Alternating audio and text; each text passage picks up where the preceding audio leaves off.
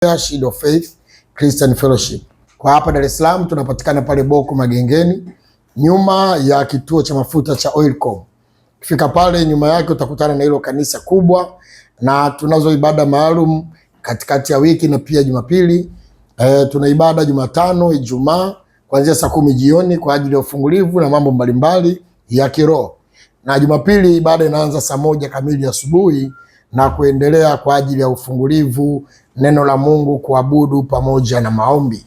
Basi pamoja na mimi nimeambatana na mtumishi mwenzangu, atajitambulisha. Karibu sana kwa. Asante, mimi ni Christopher Joakim, kuhani wa Kristo kutoka huduma ya House of Prayer Shield of Faith Christian Fellowship Church.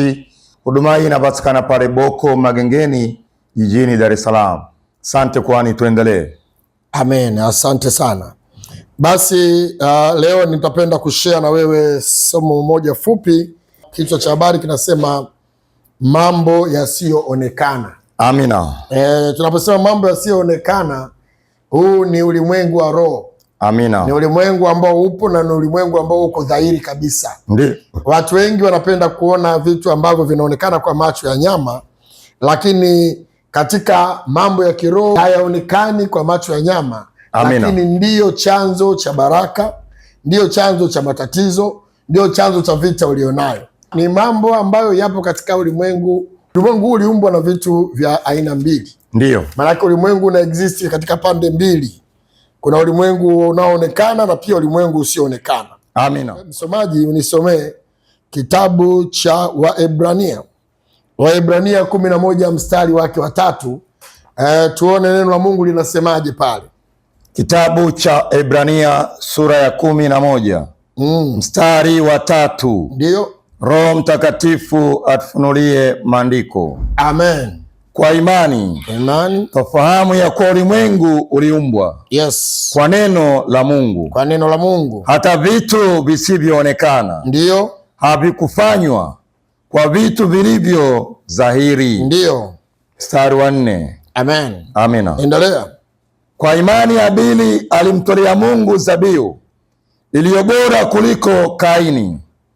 Kwa hiyo alishuhudiwa kuwa ana haki, Mungu akazishuhudia sadaka zake, na kwa hiyo ijapokuwa amekufa angali akinena. Amen. Tunaona kwamba ulimwengu unaoonekana ulifanyika kwa vitu visivyoonekana. Amina. Maana yake kuna ulimwengu wa aina mbili. Ndio. Ulitangulia ule usioonekana wa roho, alafu kupitia ule usioonekana ndio huu tunaouona ukafanyika. Amina. Maandiko yanatuambia hapo mwanzo Mungu aliziumba mbingu na nchi kwa kutumia neno. Amina. Neno halionekani. Labda turudi nyuma pale mwanzo kabisa, mstari wa 1 na wa 2 na wa 3, tuone jinsi ulimwengu ulivyoumbwa. Tunaona kabisa ya kwamba ulimwengu ulitengenezwa kwa vitu visivyoonekana. Amen. Ndiyo.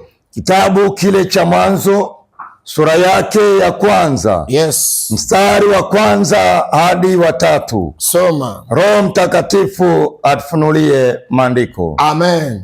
Hapo mwanzo Mungu aliziumba mbingu na nchi. Ndiyo. Mstari wa 2. Nayo nchi ilikuwa ukiwa tena utupu, na giza lilikuwa juu ya uso wa vilindi vya maji. Ndiyo. Roho ya Mungu ikatulia juu ya uso wa maji. Ni roho, manake roho haionekani. Amina. Ikatulia juu ya uso wa maji. Roho ndio iliyoanza kuumba. Amen. Kupitia hiyo roho vitu vilivyo dhahiri vikaanza kuonekana wazi wazi. Amina. Tuendelee. Mstari wa 3. Mungu akasema. Akasemaje? Iwe nuru. Ikawa nuru. Ndiyo. Mstari wa 4. Mungu akaiona nuru, yes, ya kuwa ni njema. Mungu akatenga nuru na giza. Mstari wa 5. Hapo. Amen. Haleluya. Amina. Kwa hiyo tunaona wazi ya kwamba hata uumbaji ulitokana na vitu visivyoonekana. Ni kweli. Mungu alitamka tu. Amen. Mungu alisema tu vikaanza kuonekana. Ndio. Kwa hiyo ulimwengu wa roho upo. Na ulimwengu wa roho ni dhahiri. Amina. Na ulimwengu wa roho ndio unaoathiri maisha yako hapa duniani. Amina. Maisha yako hapa duniani yanategemea jinsi gani katika ulimwengu wa roho wewe una nguvu. Amina. Nguvu yako wewe inategemea zaidi nguvu yako ya kiroho. Ndio. Mafanikio yako yanategemea mafanikio yako katika ulimwengu wa roho. Amen. Mapambano yako na vita ulionayo inategemea na nguvu yako ulionayo katika ulimwengu wa roho. Ni kweli. Kwa hiyo hata mtumishi wa Mungu Paulo alivyoingia katika mji wa Efeso, akaona Waefeso wanapambana kimwili. Amina. Wanavutana kimwili. Amen. Lakini yeye amewafundisha, akawaeleza, akaona hawa hawawezi kushinda vita ya kiroho. Amina. Ikabidi awaambie kabisa ya kwamba kushindana kwetu sio katika ulimwengu wa mwili. Amina. Sio katika ulimwengu wa nyama. Amen. Tusome kitabu cha Waefeso 6:12. Kitabu cha Efeso sura ya 6. Ndio. Mstari wa 12. Unasemaje? Roho Mtakatifu atufunulie maandiko. Amen. Kwa maana kushindana kwetu sisi ndio si juu ya damu na nyama kabisa kabisa, bali ni juu ya falme na mamlaka, juu ya wakuu wa giza hili, wakuu wa giza, juu ya majeshi ya pepo wabaya, ndio katika ulimwengu wa roho. Ulimwengu wa nini? Wa roho. Haya yote mapigano tulionayo yanapiganwa katika ulimwengu wa roho. Amen. Yaani vita yako ya uchumi, vita yako ya afya, vita yako ya maendeleo, vita yako kwenye ndoa inapiganwa katika ulimwengu wa roho. Amina. Katika mambo yasiyoonekana. Ni kweli. Yale unayoyaona ni matokeo. Amina. Yale yanayojidhihirisha ni matokeo. Ndio maana hata kuna magonjwa unayapata hayatibiki. Amina. Hayaonekani maabara. Hayaonekani kwa madaktari, kwa sababu ni miongoni mwa mambo yasiyoonekana. Amen. Uchawi hauonekani. Kuna watu hawaamini kwamba kuna uchawi. Kuna watu hawaamini kwamba kuna kulogwa. Amina. Lakini wanalogwa, lakini wanafanyiwa uchawi, lakini wanafanyiwa matambiko, lakini wanapigwa na laana za kiukoo. Amen. Hizi laana hazionekani, lakini ndizo zinazotesa watu leo.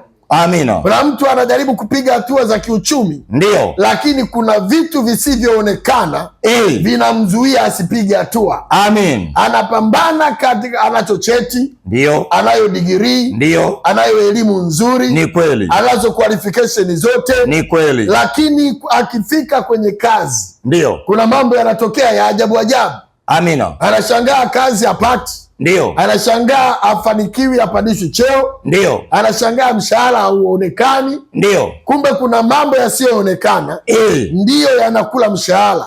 Kwa jina la Yesu. Kumbe kuna mambo yasiyoonekana ndiyo yamefunga asipate kazi. Kwa jina la Yesu. Au asiolewe.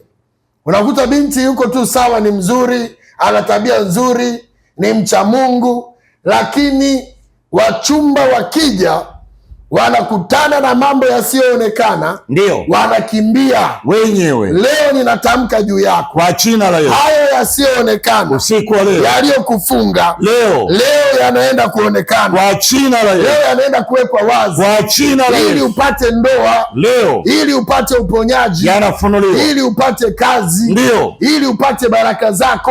Amen. Kwa nini magonjwa hayatoki ndani yako? Kwa nini? Yapo magonjwa yasiyoonekana. Kwa nini? Yanapenya vizazi na vizazi. Amina. Yamepenya kuanzia baba, babu, na wewe yanakupitia. Ni kweli. Hayaonekani popote. Hata ukienda hospitalini hawayaoni. Kumbe yanatokana na ulimwengu wa roho. Kwa jina la Yesu. Kumbe ni laana. Kwa jina la Yesu. Hebu sema amen. Amina. Ipo mikataba ya damu ambayo haionekani kwa hali ya kawaida. Amina. Lakini ni miongoni mwa mambo yasiyoonekana. Leo Yesu akufungue. Kwa jina la Yesu. Naomba tusome kitabu cha Hesabu 23 mstari wa 23. Amen. Kitabu cha Hesabu sura ya 23 mstari wake wa 23. Ndio. Roho Mtakatifu atufunulie maandiko. Amen. Hakika hapana uchawi juu ya Yakobo. Ndio. Wala hapana uganga juu ya Israeli. Yes. Sasa habari ya Yakobo na Israeli zitasemwa. Ni mambo gani aliyoyatenda Mungu?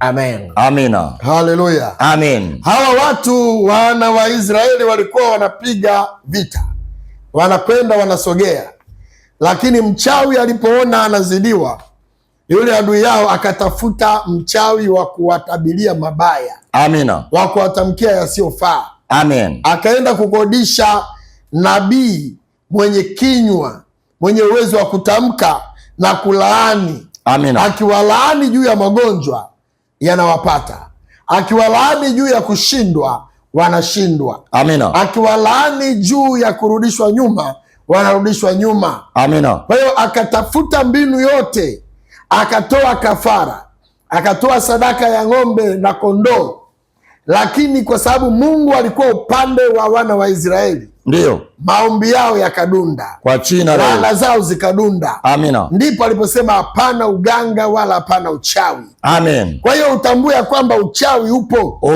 uganga upo, unafanya kazi, ndio, lakini kwako hautafanya kazi. Amina. Ikiwa Mungu atasimama upande wako, kwa jina la Yesu. Chochote kisichoonekana ndio leo kiwekwe wazi, kwa jina la Yesu. Haya mambo yasiyoonekana ndio yanahitaji nguvu ya Mungu ili kuyadhihirisha upate kuyaona, kwa jina la Yesu. Haya macho tulionayo tunahitaji macho mengine ya kiroho. Amina. Yale macho ya kiroho ndio yatakayofunguka na kukuonyesha ya kwamba wewe unalogwa. Ni kweli. Ya kwamba wewe mgonjwa ulionao ndio asili yake ni mitego iliyofanyiwa kichawi.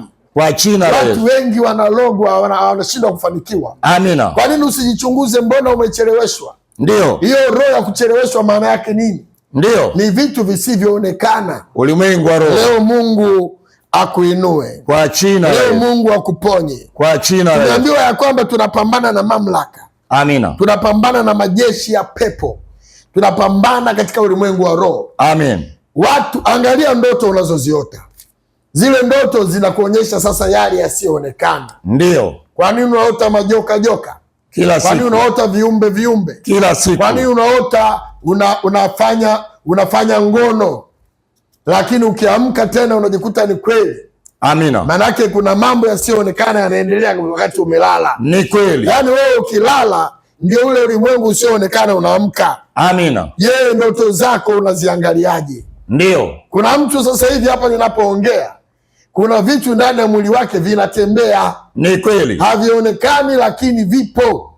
Yeye anasema vitu vinatembea, vinahamia kushoto, ndio, vinahamia kulia. Manake vipo viumbe kabisa, ni majoka. Amina. Ni nge yanatembea, ni vyura ndani ya damu, viko ndani ya mwili wake, ndani ya damu. Ndio. Lakini mpaka tupate darubini ya kiroho ndio itatuonyesha. Ni kweli. Ndani ya damu yako, hata ukienda hospitalini kuna vitu ambavyo huwa havionekani mpaka wakupeleke wapi? Maabara. Amina. Wachukue tone la damu, alafu vile vilivyojificha ndivyo vinaanza kuonekana, na daktari anakuambia wewe una dalili hii na hii. Ndio. Maana yake una ugonjwa fulani. Amina. Wewe katika ulimwengu wa roho pia ni hivyo hivyo. Ndio. Leo Mungu akufungue macho yako. Kwa jina yale yote yasiyoonekana ndio yapate kuonekana na upate kufunguliwa. Usiku wa leo. Madhabahu za kifamilia za kiukoo ndio zilizofunga maisha yako, madhabahu, Mungu akaingilie kati. Kwa jina la Yesu. Kila pepo wachafu